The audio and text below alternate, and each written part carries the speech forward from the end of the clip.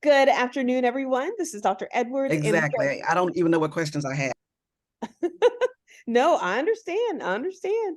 Good afternoon, everyone. This is Dr. Edwards, and we're very excited to have Mr. Joshua Wallace here with us today. We are eager, so eager, and I am eager as well because the library has so many resources that so many people do not realize that they have, and then also the library just reimagined their databases, and so I'm eager to jump in and to have my pen and my paper ready, and I'm eager to jump in and to learn as well. So without further ado, Mr. Wallace, you have the floor.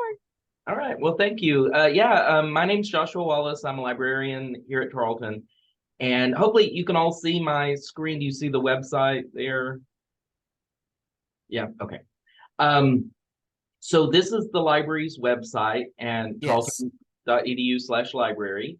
And one of the new thing, this is new, is this here called global search. So when you sort of scroll down below this banner, you see the global search. And global search searches our catalog, but also searches our databases and open access content that is available on the internet. So I'm going to show you just a quick example of how this works. So just type in a topic like communication technology, for example, and I search that. And so the first thing you're seeing, this first list of results, is coming from our catalog. Now, those are going to be either print books that are actually physically in our library, but they might also be electronic books or other electronic things. But basically, these are things we own. They're ours. We bought them. And if it is a print book that you see, this is what it says, format books, and you would want to note the call number to locate the book in the library. If it's an ebook, which this one here is an electronic book, you would actually click this link here where it says Tarleton students, faculty, and staff. Click here to access. When you click that, if you're off campus, you'll probably be asked to log in. You'll put in the same username and password you would put for Canvas, and then the book should open for you, and you can read it on your computer or whatever device you're on. But again, these are results from the catalog, and over here to the left, you can see the different types of results. To see the content from our databases and the open access content, you need to click on this tab over here that says Global Search. And as you can see, there's quite a lot. Communication technology is a big topic, and it's found lots of stuff. And mainly what you're going to see on this list are journal articles that you can access electronically. Over here on the left, we have different ways to narrow down what we're looking at. A lot of times what you're wanting to see are articles coming from peer-reviewed sources. So if that's what you're looking for, you can click this checkbox that says yes, and then click include, and now it will narrow it down to just peer-reviewed articles in my search list. There's other things, tools here, other limiters here that we can use to limit it. One that might be useful to you depending on what you're doing is the publication date. It's kind of interesting to see that in this list of results, 60 of these articles were published within the last week. So some of them are very current. But we have this different like timeline, and I can see how many were published within the last year, and I can go even further back if I want to. So that's a couple of ways that you can narrow it down. If you take a look at, and let's just take a look, if you take a look at the title, so here, this is an article, and we can see where it's, the journal it's coming from and all that. If we click on the title, we can find a little more information, like the full abstract will be here in this tab. But to see the article itself, you want to click on the view button. And if you click that, it should take you to the full text of the article. I can see it's kind of slowly loading here for me.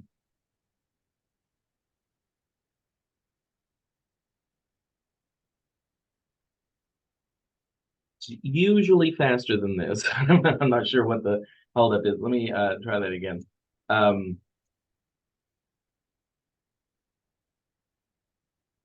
Okay, let me try a different one to see if it's okay. So with this one, that one's still open. This one, I don't know if you noticed, it actually downloaded it's right here. That's something to watch out for. It could happen one way or the other. And this one, it was trying to take me to the website, and that was slowly loading.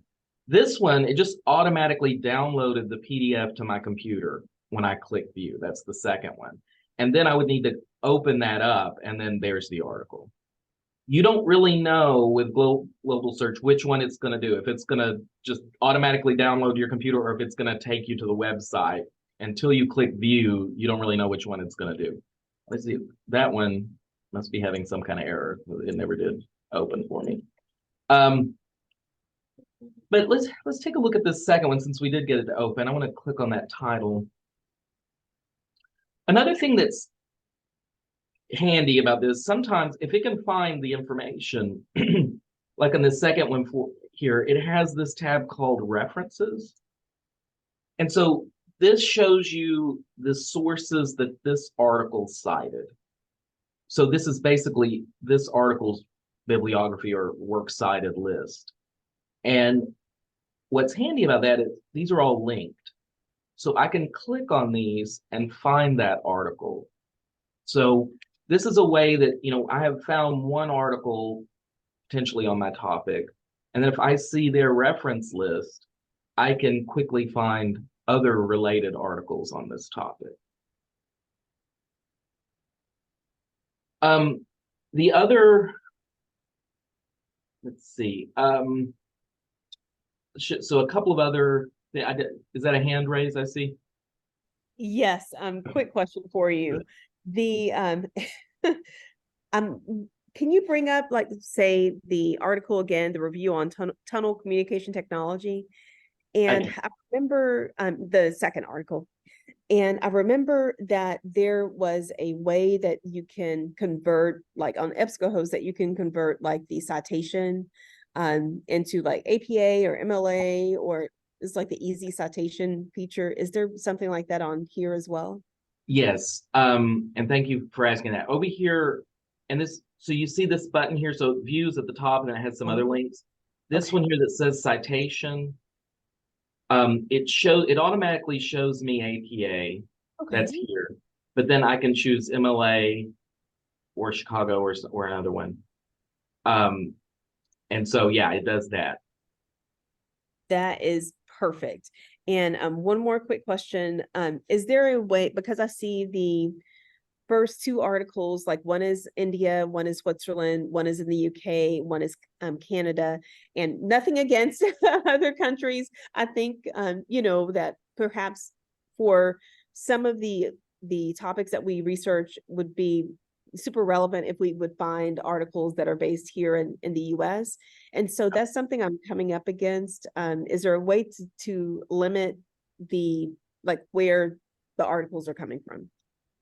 You could do that just as adding like the United States or something as one of your keywords. Okay. That might be one way. The other way, like if so the name of a publisher, so this is showing me like the publisher names of all the articles were found. The other way that might help, but it wouldn't, is language. Because a lot of these are still going to be in English, even if they're from a foreign country. But as you can see, there's actually some foreign language stuff in here. So we could narrow it down to just the English papers, but still that's not going to get rid of these because they're in English. So that might help. But let me do, if I just add and see how that might change my results. I got to go back over here to the global search tab.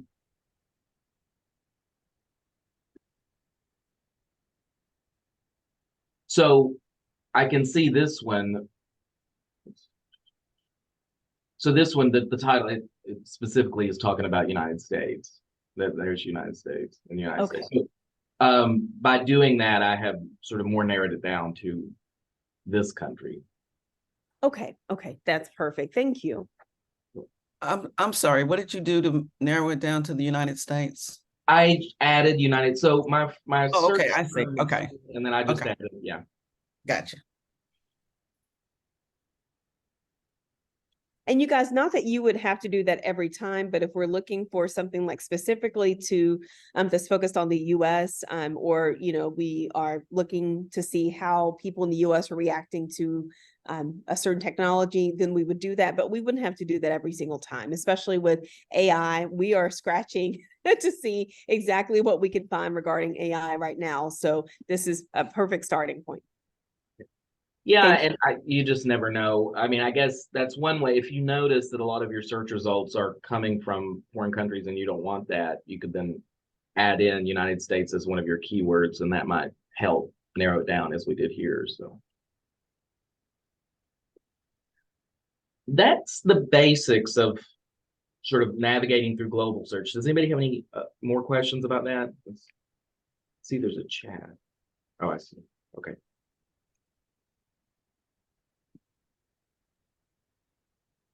Well, I'm gonna show you some other things. Let me go back to the library's homepage. I'm so sorry. I have one more question. Yes, please. In the past, and I know I keep referring to the past, I'm so sorry. I'm just trying to do a walkover from the past databases, but in the past we are able to save all of the articles that we wanted to like a central, I guess, repository. Mhm. Can we do that here? Let me, okay, so this is, we're gonna be learning this together because Okay. I'm not No, 100% sure, but I can see, so I'm looking, this is actions, okay. and I see citation list, because you Ooh, can email it to me. So you see this checkbox? okay. So I got a checkbox, so then like I've checked 2 of them, and so then I could email myself these 2, or I Oh, could print them, or I can text the information by putting in my phone number. But let's see this citation list. Okay, so it's building. oh wow. It It's converted it actually to building. APA. Wow. So I know what you're talking about because we used to, let me try some, okay, I'm gonna try something else. Up here at the top, you see where it says login? Mhm. I'm gonna see what that does. I'm gonna Okay. log in. Well, like I said, we're learning this together because, okay, it knows me, so it is on, you see my name there. Okay. And I was hoping it would actually show me the login screen, but I believe it should be when you log in, it saved my username and password. That's why it's just logged me in because this is my Okay. computer. But it should be when you log in, it'll be the same username and password used for Canvas or anything else with Tarleton. And so you know you're logged in because it has your name. And now I'm going to go back. It's brought me back to the catalog, but I'm going to go back to the global search. And now I want to see what it allows me to do. Because, let's see. Okay.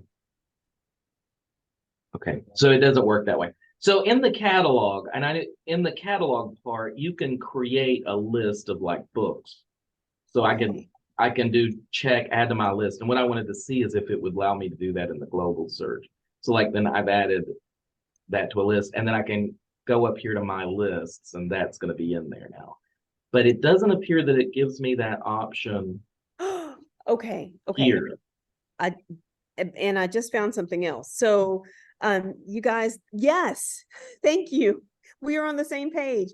Is that link going? So, say if we copied and pasted that link, and they wanted to share their search or their searches with their group members on their document, the group members could click that link and go to their search, right? Yes, yes. Okay. Yeah, and I'm glad, yeah, I had actually forgot about it till just this second when I put my, but that link, yeah, so I can copy this link, and now let's test it together. We go and so there it is. So I just open in a new window, and it's my search result. You can also link to like an individual article by going this link here that says permalink, this tab. It builds it, but then and I could copy that, and that would link me just directly to this one. So that's enough. You could compile a list that way. But I mean, yeah, that would be a good thing. Saving this would get you right back to your search result. The other thing is you can check this and create a citation list for yourself or email these. And so basically you put your email address in and then send it and it'll email them to you. So that would be another way to do that. Awesome. Thank you. I'm glad we did that because like I said, we're still, even on the library side, we're still learning this because it only really went live like a week or two ago.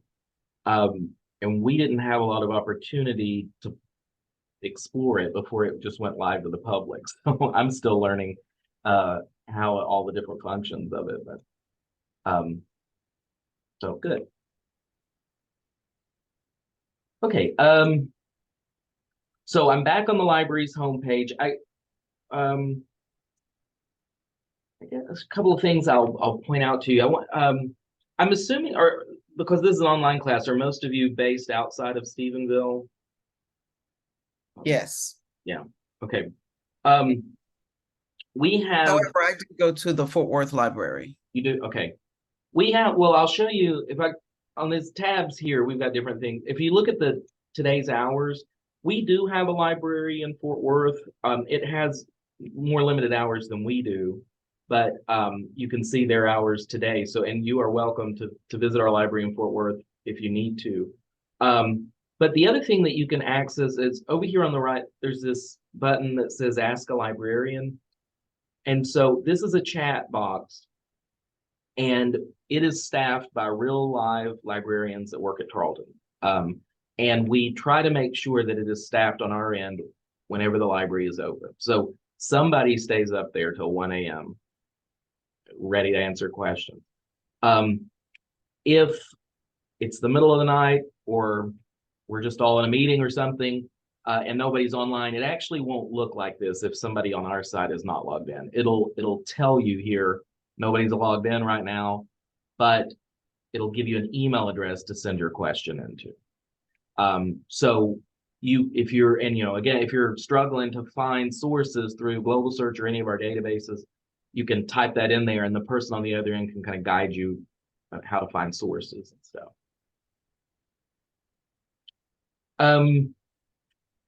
The next thing I want to show you is actually our list of databases. So if we go into this link here that says databases A to Z,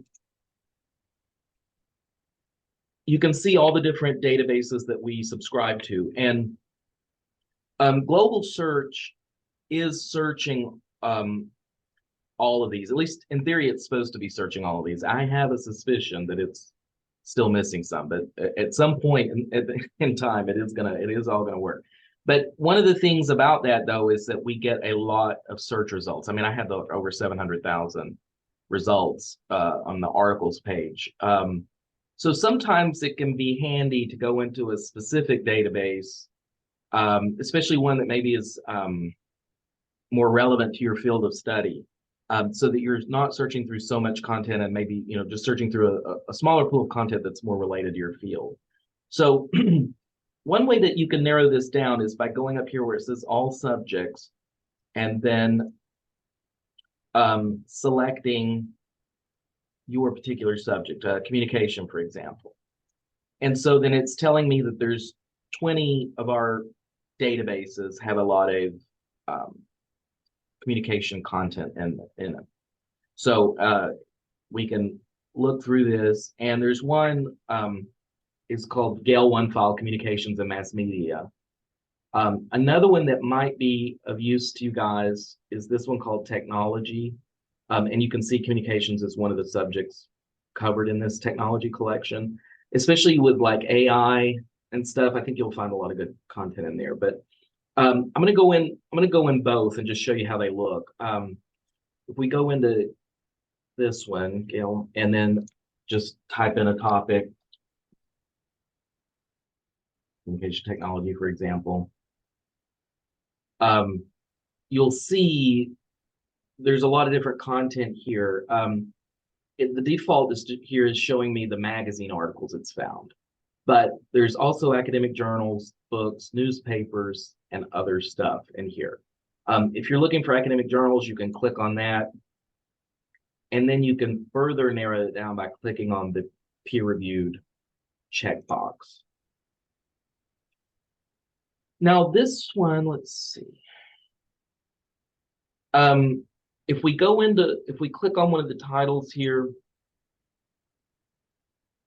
it will have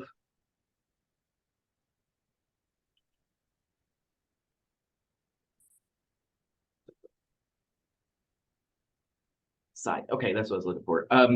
There is this button here that says cite.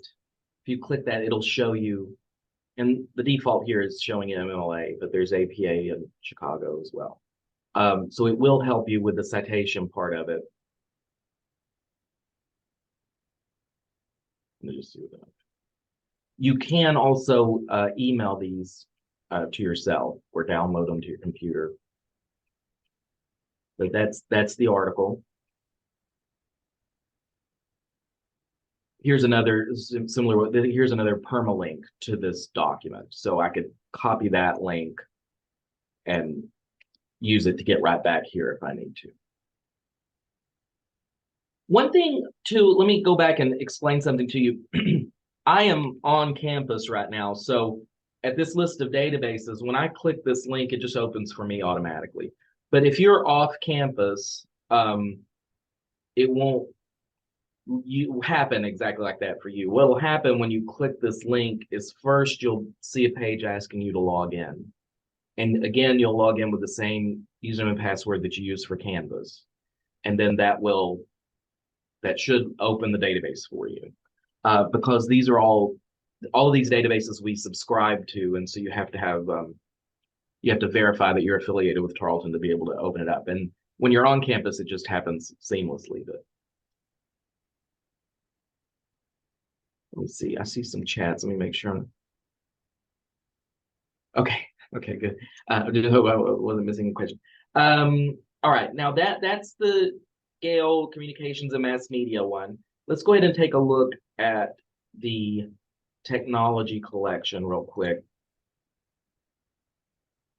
And these will look a little different because, so that the other one we just looked at was from Gale. This one's from a company called ProQuest. And so depending on what company it comes from, the interface will look a little different. And it'll also have some different content in it. But again, if I do a topic like communication technology, I should find a lot of, and here, wow, 3 million results. That's crazy. Now I can narrow this down again to peer-reviewed. That should take some off for me. Took a couple of million off, but still a lot. Again, though, we have this little tool here that says cite will help you with the citations. And this one thing about ProQuest, they have a lot of citation styles to choose from. So they give you a lot, there's a wide spread there. You also can email it to yourself. Now this one, let's see, where's this? And I'm sorry, I was writing notes at the same time. Where is the cite feature? This little quote mark icon. Oh, okay. I wanted to, let's see, my research, this is it. Okay, so this one, ProQuest, just like what you were remembering about our previous databases, ProQuest does allow you to create your own personal account within their databases and then save your searches. They call it My Research. It's free to do so, but you just have to go through the process of creating yourself a username and password. And if you do that and log in, then you can save, basically you save items to a folder. So I'm not logged in right now. And so I can still save things to a folder. So I click these two things, it automatically put it in this folder for me. So then I could run a new search with different keywords. Those two things will still be in there for me. And then when I'm done, I could go into my folder and I could save all these or print them out or do whatever I want to with them. But if I close this window and come back, it's not going to remember who I am. If I create an account here and log in, it will remember me every time I log in, and it will always have in for me in this folder all the things I've always saved there. So that can be handy, but that's something that ProQuest does, and not. It didn't seem like Gale offered that, but that can be a handy tool. Get back to where I was.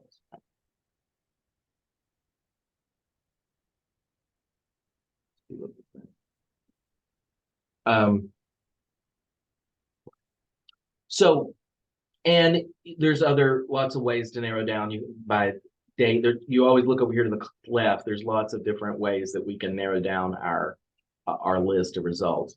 But I want to show you something else. Another. I'm going to go back to the library, and then we're going to come back to this. But I'm going to open up the library's homepage again. And then we have this section. So across the top here, you see these different terms, research services, everything. We have this thing here, get help, and then research help. And then on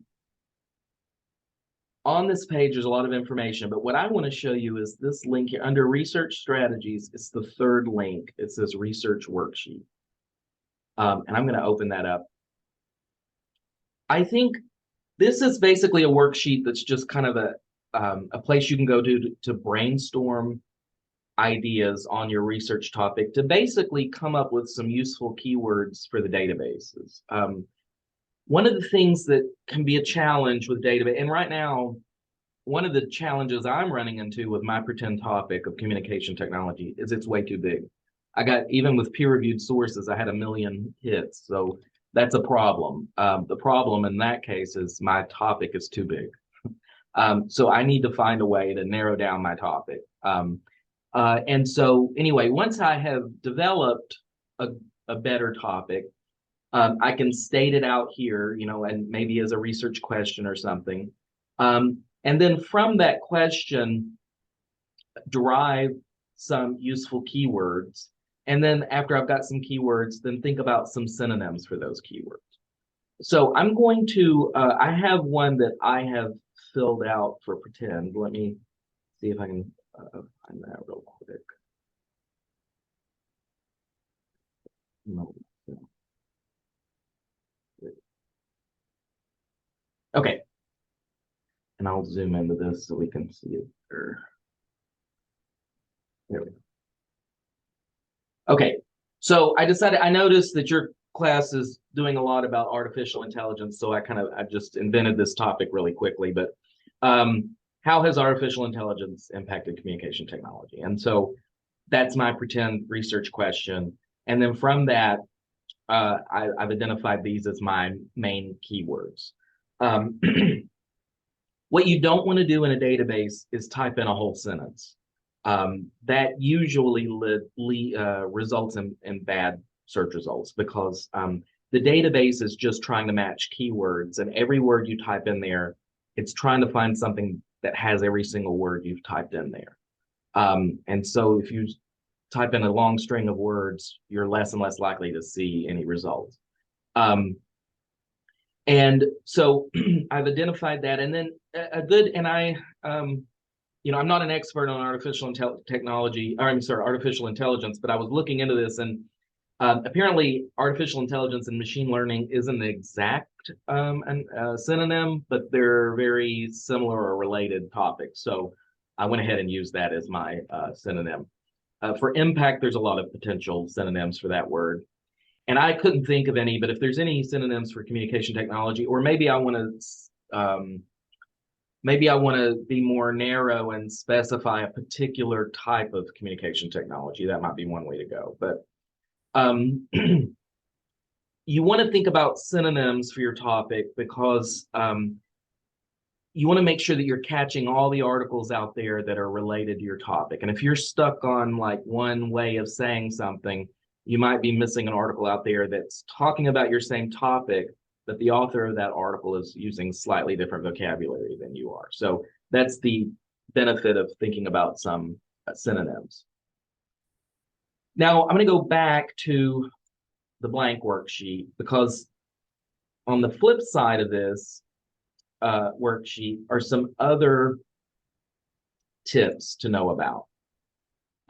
Once you've come up with some good keywords, you want to use these operators to connect your keywords. And so there's three of them, and, or, and not. And these examples kind of explain what these operators are doing for you. Whenever you type one of the operators into a database search, it's not going to search that word for you. Instead, and, or, and not are going to be interpreted by the database as a command word. And so we can say, in this example, global warming and polar bears, I'm telling the database, you have to show me articles that mentions both of these topics. It has to be about both, or I don't want to see it. Or can be used, it's best used with synonyms. So I'll take articles on this topic or this topic. And then not can be a way to eliminate things you're not interested in. So I want articles on this topic, but not this other topic. And you can and I'll demonstrate here in a minute, that you can combine all these and make them, you know, a complex search phrase.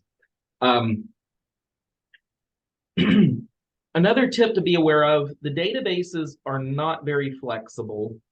They will produce for you exactly what you ask for, no more, no less. So, for example, if I had a search term like pollution, it will only search the word pollution. If I search that, it will not show me documents that maybe has the word pollute or polluting. I ask for pollution, and that's all it's going to give me. So to get around that, you can type in a root word and then put an asterisk in for the last letter. So replace the E in pollute with an asterisk, and then it will search every variation of that word for you simultaneously.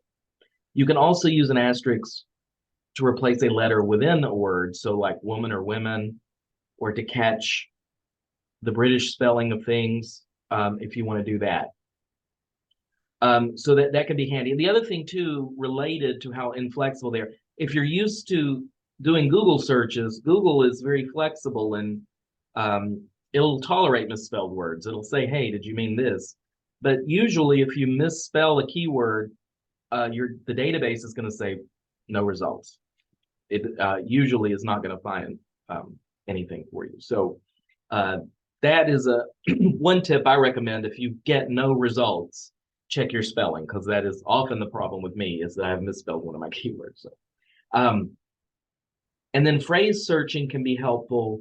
If you have a phrase like global warming, to put quotes around that. Otherwise, the database treats those two terms separately. And so in your search results might be an article that has global on page 2 and warming on page 10, and it put that in your search results because it found the two words somewhere in the article. But nowhere in the article is talking about global warming. So if I put quotes around my phrase, I'm telling the database, show me articles that have these two words side by side somewhere in the article.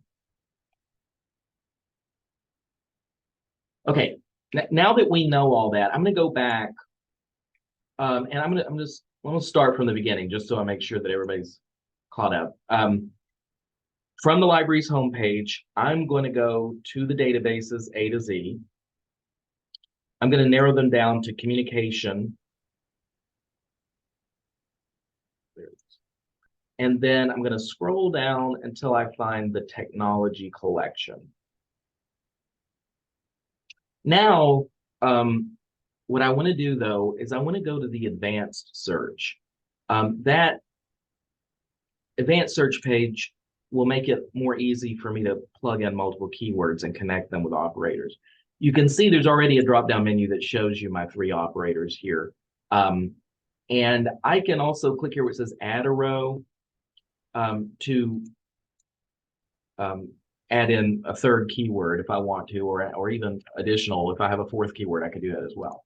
But now I'm going to type in, so let's say, I might put quotes around this.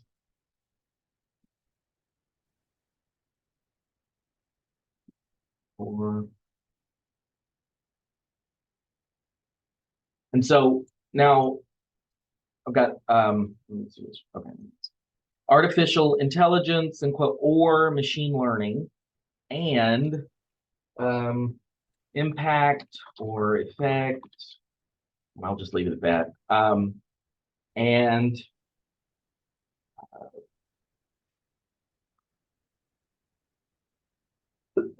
excuse me.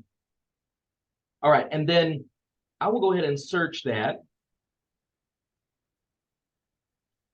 And so now it's still a big number, but a lot less than I had before. If you'll remember before, I had 3 million, and then now I've got 14,000. Now I can still narrow it down to peer reviewed. And so now I've got 12,000. But that 12,000 is still a big number, but I've been able to at least focus it down from over 1 million that I had before when I did peer review. And I still have ways I can narrow it down, if I wanted to narrow it down by date range, or I could potentially add, like I said, if communication technology is too big, maybe I could think of a specific technology that I want to talk about. But so just knowing how to use like and or and not, and then the asterisk, truncation, the quotes for phrase searching, those can help you to have more effective search results in the databases.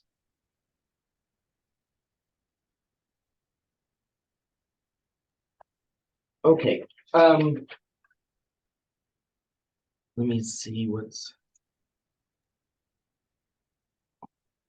okay. How we got okay. There's a couple of more little things I want to show you. So I'm going to go. Some of you probably have used Google Scholar before. Let's see if there's a question. Oh, thank you. I'm glad this is helpful. So I want to show you something to know about Google Scholar. So let me go ahead and just find that. And you guys, while we're searching for a Google Scholar, do you guys have, and I'm not going to ask, do you guys have any questions? What questions do you have? Because this is some very good information. I mean, especially I've, in the past couple of days, well, not couple of days, really week and a half, right? Basically, I've been toiling through the databases to find articles that are relevant, especially for AI. And Google Scholar has been great. ProQuest has been great. Gale has been a good source, and then also the global search. I'm excited that we have that now. I wanted to ask before we go to Google Scholar, does the global search like Gale, ProQuest, everything, or what does the global search? So let me. It is supposed to search everything, and at some point, I believe it will. But what I mean by everything, it's supposed to search every single database we have access to, but it isn't doing that yet, and I don't really know why. I'm not one of the backend tech people, so I don't. But apparently, there's a lot of things on the back end that have to get plugged in, and part of it too is the vendor that we're working with that created global search. So I know for a fact it's searching Gale because I've seen Gale results come in, but I don't believe it's yet searching ProQuest. And the reason, and I feel that way again, because when I did global search for communication technology, it found like 700,000 results, which is crazy, is a lot. But then when I did it in technology collection, I found 3 million. So that's telling me that there's millions of documents in ProQuest that are not yet showing up in global search. So I don't know what that's about, and I don't know, but this is a fairly new product on the market, and I think I've heard we're only the 3rd university in America that's using it. So, wow. So I think it has a lot of potential. I mean, it has some really great features. And it has a lot of potential, but I don't think it's 100% there yet. I mean, I think there's still some bugs and kinks on the back end they're trying to work out, to be honest with you. I think that Well, that's great. And Yeah. I just wanted to also let you guys know, I know Vera had to drop off, but I wanted to let you guys know that not you guys as the library, but you guys as students in the class, know when you're searching for things. And I made this mistake earlier this week. I thought that Global Search searched everything. But now I know we have to look at Global Search as well as Gale, as well as ProQuest, and then also Google Scholar to see everything that we potentially have access to. So you guys do not just stop at one resource. That's right. And I mean, I think the hope is that one day global search will indeed be this like one stop. But even if it does become that one day, and I hopefully by one day, I mean like sometime this semester, not like 10 years from now. Even if it does do that, it's still going to be hard to navigate through, because when you've got a result with millions, you know, you're still going to have to find a way to narrow that down, you know, because it's just searching, it's just too much content. So I think it's still going to be handy to go into an individual database sometimes, just to have a more focused search. But anyway, and then one of the advantages of Google Scholar is their search interface is more forgiving. So I was saying, you know, that the misspellings and stuff, it'll be a little more forgiving in that. And you're probably more familiar with or used to searching Google. It's a little more intuitive. But and Google Scholar can be handy because unlike regular Google, which I don't recommend, Google Scholar really does search reliable sources of content. So, and I'll just do a big, how about that? I don't know. I must have searched that before, but I don't remember doing it. Communication technology anxiety. And so I wanted to show you that. So a couple of these. What I wanted to show you is what's happening here over on the right. So this is one of the downsides with Google Scholar is you'll often run into paywalls, that most of what you find on Google Scholar is not available for free. And so you find some information there and you might see the abstract for free, but if you try to get to the full text, it'll say pay some amount of number, you know, some amount of money, and then it'll let you open it up. But do not pay if you ever find anything on Google Scholar. For one thing, we may have it in one of our databases, and we can get it for you instantly for free. And even if we don't have it in one of our databases, we can probably get it for you through interlibrary loan for free, which is a service where we borrow materials from other libraries outside of Tarleton. So we have a couple of ways to get things for you for free. So do not pay. Contact us if you're running into paywalls, and we'll see what we can do. But one of the things I know, like over here on the right, so I see these results, it's pulling up some stuff. So I think this ResearchGate is a website, but what this indicates to me is that probably the authors or the publisher has just put this article up on ResearchGate, which means they've made it available for free. But these other things, this one, you can even see it says Tarleton here. That's one of our databases. And then Science Direct, that's one of our databases. This T&F, that's Taylor and Francis, that's another one of our databases, because, you know, we have hundreds. So what that means is it has found this article in this Tarleton database, and basically it's linking me directly to it. But the only reason it's doing that is because I am on a Tarleton computer, and basically Google Scholar knows that and is connecting me to the Tarleton databases. If I were at home right now, this would not be showing up here. Instead, it would probably be blank over here. And let me try to show you one that is blank, and let's see if I can show you what. So here's one. And then here's another. So I've got to back up because so this one, there's nothing over here to the right. So, and it's a study of human anxiety on the internet. And if I click that, here's the abstract. and then it says I can download here. Let's see what happens if I try to. Oh, it actually downloaded it for me. So, okay, maybe that is actually available for free. So sometimes you do find free stuff on Google. Let me find one. Here's another. Let's see if this is. Okay, well, so here it goes. This is actually an ebook, but it'll give me a sample of it for free. So maybe a chapter or maybe a portion of a chapter. But actually to buy the whole book, I need to pay $51. So that's an example of a paywall. Let's see if I can find out. Well, here, I'll try one more time to see if this is actually paywall or not. And I'm looking for the same topic on Google Scholar, and I'm not logged in. And yeah, I'm coming up against some paywalls. Some articles are free, but yeah.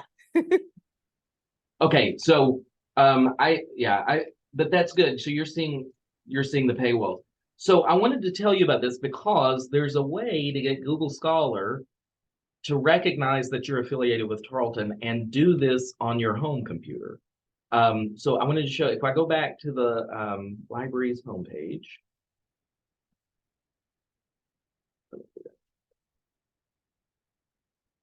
On the library's homepage under research, we have a little page here that says set up Google Scholar. And if you'll, on your home computer, follow these steps here, 1 through 5, basically, and you go into the Google Scholar settings page, and you basically tell Google Scholar, hey, I'm affiliated with Tarleton. You're, faculty, staff, or student of Tarleton. And then it will know that you're affiliated with Tarleton, and it will connect you to the Tarleton databases just like it's doing for my computer here. So that is handy, because if we have that article in one and it finds it in one of our databases, it'll link you directly to it. But again, you still may find articles in Google Scholar that are not that it's not linking you to, and you might still hit a paywall. If that happens, contact us. We'll see if maybe we have it in a database that Google Scholar is not picking up. And then again, if we don't have it in any of our databases, we can do an interlibrary loan request. And I'll show you on our website under services, this service here called interlibrary loan. You log in here, and again, you'll log in with your same Tarleton username and password that you use for Canvas. And you can, through that, you can submit a request for either articles or books. And if it's an article like you found on Google Scholar, but it's not free, typically those will be emailed to us. And as soon as it's emailed to us, we'll notify you, and you'll log back in here and download the article. If it is a print book you're requesting, those are, typically mailed to us, and that takes longer. Usually articles will get here within 3, maybe 5 business days. Something that's being mailed to us will take at least a week, if not 2 weeks. So interlibrary loan is free, but it just takes time. And since you're not based in Stevensville, what you can do, if it's something that's being mailed to us, you could select Fort Worth and you could pick it up at Fort Worth. But most of the time you're asking for articles, and they're going to be emailed to us, so you can get it electronically. So it doesn't matter where you're at. What'll happen is once it's available, you'll get an email saying it's available, and you'll log in here, and it'll be there, and you just download it. And then it's actually yours to keep. Once you download it, it's yours.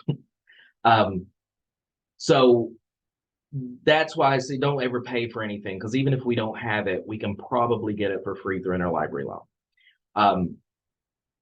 But that's a good service to know about. And then another thing I will point out to you under Get Help, citing sources, there's we have a lot of resources for different citation styles. So if you're using APA or Chicago or MLA or some other style, we have resources, both print and electronic, for all those different citation styles. Are there any other questions? I know you think that I have all the questions, and I do. I'm sorry. But there was an advertisement in the box that said, follow us on social media, and it said like academic writer. Can you tell us a little bit about that? Yeah, and actually that's under, you can find it a couple of different ways. You can Okay. find it in our database list, A to Z academic writer, or also where I was just at under Get Help, citing sources. And it's under APA. So APA academic writer. And what that's letting you know is like if you're off campus, you're going to have to log in to access it. And so I click that. So this is, and whenever I come in here, it wants to give me a tour. And so I guess I should say, don't show this again. So I don't want a tour, but now there's really three main sections to academic writer: learn, reference, write. In the learn area, you will have tutorials, and it can, if I go to a tutorial, you can see, so basics of APA stuff, but these are actually video tutorials on different topics that you could view. But what I really like are all the samples they have over here. So they have lots of different sample papers and see different types of papers. So if you're doing a book review, or if you're doing a case study or whatever, it has an example of how that should look. It also has like sample tables and figures. So if you're writing a paper that has got a table in it or something, it shows you examples of how that works. But then what I love the most is the sample references. It gives you examples of how to cite any source you can imagine. And this is why I like it, because most of the time what you're citing are journal articles. And so you can click there and you can see, I gotta accept the cookies.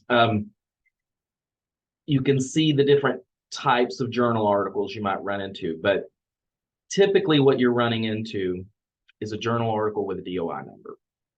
And these are examples of how you would cite that type of source. And then there's other examples. So I've got a journal article with 21 or more authors. So, Wow. yeah. So it gives you every single kind of situation that maybe, that's not a common thing to run into, but I guess it could happen. But in addition to that, what I like about it is because sometimes at the library we'll get unusual, people will say, how do I cite this, YouTube video or something? And what I like about this is it shows you. So if I go to like social media, for example, there are correct ways to cite like a tweet or a photo album shared on Facebook. If I wanted to cite that in APA style, there is a correct APA way to do it. So it's crazy, really, all the different types of things. But it's great because it's really comprehensive and showing you examples of how to cite different types of sources. So again, that was just in the learn section. What the reference and write section do for you is you can actually write your papers in academic writer. And you can also save your references in here. So like you could, you click here where it says add a reference. Now it wants you to log in, but once you log in, I'm gonna go back. Once you log in, you can add like a source you're trying to cite and it will help you format it in APA style. The thing about logging in, if you just want to use the learn section, you don't need to log in or anything. But if you want to use either of these sections, you have to create an account for yourself. And so like if I wanted to, you can also, in addition to adding your references in here, you can also write your papers in here. So I'd have to create an account. And basically you just create yourself a username and password. It's free to create an account. It's not going to charge you anything, but you need your own personal account to come in here because that way it will save your papers and references for you. So if I was working on a paper in here, and I have not tried it personally, so I don't have any personal experience with trying to write a paper in here, but the way it's been described to me is it's like a Word document, but as you're typing along, it'll pop up and say, hey, in APA, you're supposed to do this, or and it'll like give you tips or advice on how to better format it in APA style. And it, like I said, it'll save your paper where you left off. So you come back a couple of days later, you log in, and your paper is saved there. And then at some point, when you're done, you can print it out or save it and share it. So, if that's useful to you, you could do that, and it'll help you with the citing and the writing.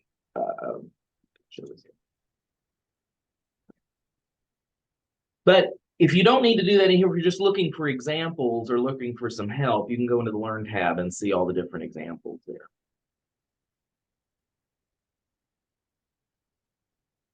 Any other questions?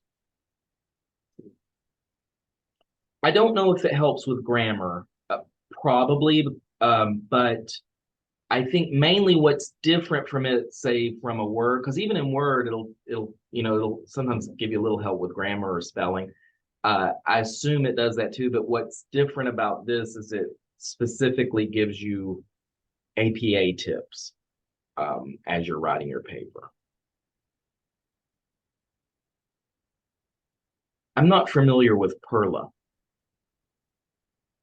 Somebody asked if it works like Perla, but I'm not familiar with that. You described this does. Yeah, it's pretty much does the same. Okay. Where it'll help you with your references, and you can either do them manually or just put in a few things and it'll find it for you and all that. Okay, that's cool.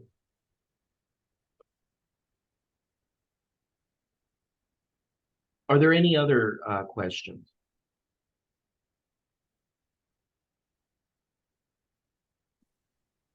I do have an action item related question. Okay. Basically, I know that last semester you guys had a lot of workshops that were held online, and there was like a calendar. Is that something that will be offered this semester? Yes, we're going to have several in October. And on our webpage here, if you scroll towards the bottom, you'll see several. So like October 5th, and there's different. So I'm part of doing the research success series. So I know that, but some of my colleagues are doing something called Lessons at Lunch. But I don't know if those are actually available on Zoom. I'm just not sure. They may be, but you can go there and see. But in October, a couple of us are doing the research workshop series, and every Thursday in October, we will have Zoom sessions on different topics. So there's one just navigating library resources, and then one on finding peer-reviewed resources. But if you go into library events, you'll see the full list. I'm sorry. And then on October 3rd, we're doing a session specifically about predatory publishing, which we think would be a special interest to faculty, but any graduate student who's thinking about publishing might be interested in this as well. But that'll be about, there are basically fake journals out there that try to get you to publish in them for money, but it's a scam. And some faculty fall for these scams. And so we're trying to give a workshop on how you can kind of notice when it might be a scam and avoid that. That is important. That is important. Pay $1,000 to publish your article. No, thank you. Yeah. Yeah. But this has been amazing. I have a page full of notes. I know that they probably do as well. Thank you so much for your time today. I know that you have so many things to do in your scope of being a research librarian. And so I'm research information scientist. And so I'm very excited about you spending time with us today. And you guys, Tasha, Shantae, Vera, last call. Thank you so much, Joshua. This has really been very, very exciting for me because I feel like I'm at ground zero. So everything I'm learning is new, and I will definitely be attending some of the workshops. Great. Well, thank you. I'm glad this was helpful to you. I will say, this is my contact information. J Wallace at Tarleton is my email address and my phone number. You're welcome to contact me anytime. So this semester or future semesters, if if you're running into walls of trying to, find sources on whatever topic you're researching, I'm happy to help you find sources for your topic. Take that. Yeah. Thank you so much. I have one question. Sure. So from the changes y'all made to this new system, and what do you think is the biggest change or the thing that you're most happy with? Well, so we used to have, basically, instead of global search, what we used to have is something called discovery. And discovery did it did similar things to what global search is doing, but the limitation of discovery is it never did search 100% of our databases, and it never was going to, because discovery was created by a company called EBSCO, and EBSCO is a competitor with other companies like Gale and ProQuest. And so like Gale and ProQuest wouldn't let their content be searched by discovery. Global search is not competing with any of those companies.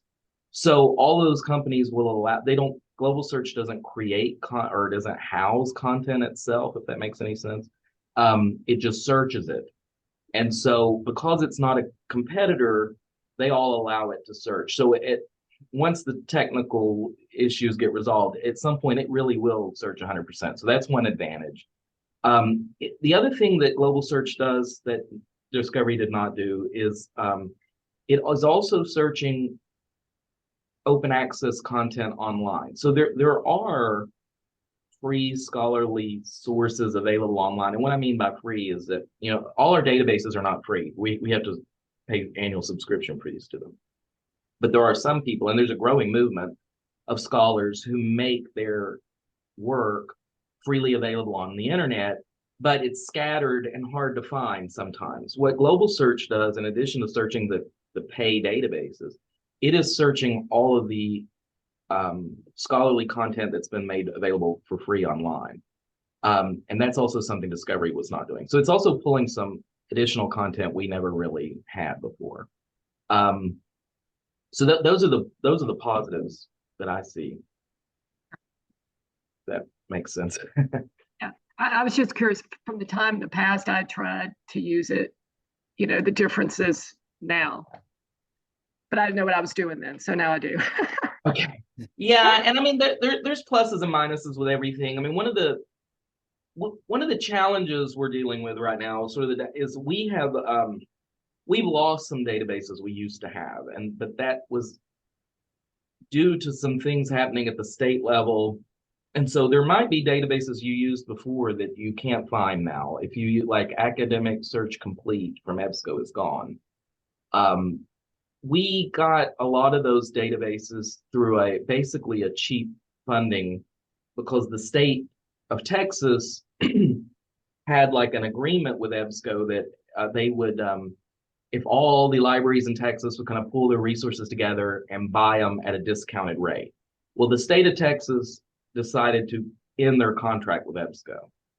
And the only way we could keep those is by funding fully on our own, and we couldn't. The library was not given any more money to keep them, so we had to cut some, and that was painful because we don't like to have to do that. So we have lost access, but on the flip side, we've gained access to some things we didn't have before. So a lot of those Gale, that basically what the state of Texas did was they ended their contract with EBSCO and made a new contract with Gale, which is a competitor. And so we have a lot more Gale databases than we've ever had before. So we lost some things, we gained some things. So there are some differences, and that has all went into effect in August. So we're all still kind of learning and what this new landscape is.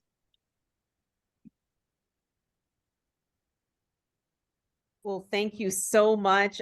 We are excited about the newness that we are experiencing. We're remaining positive, and we will definitely dive in. And I will have to apologize. I did not realize that you were the graduate librarian and faculty librarian. And so thank you so much. Well, I'm the sort of the point person for graduate students in the library. So awesome. Yeah. Wow. I mean, tell me that. Yeah.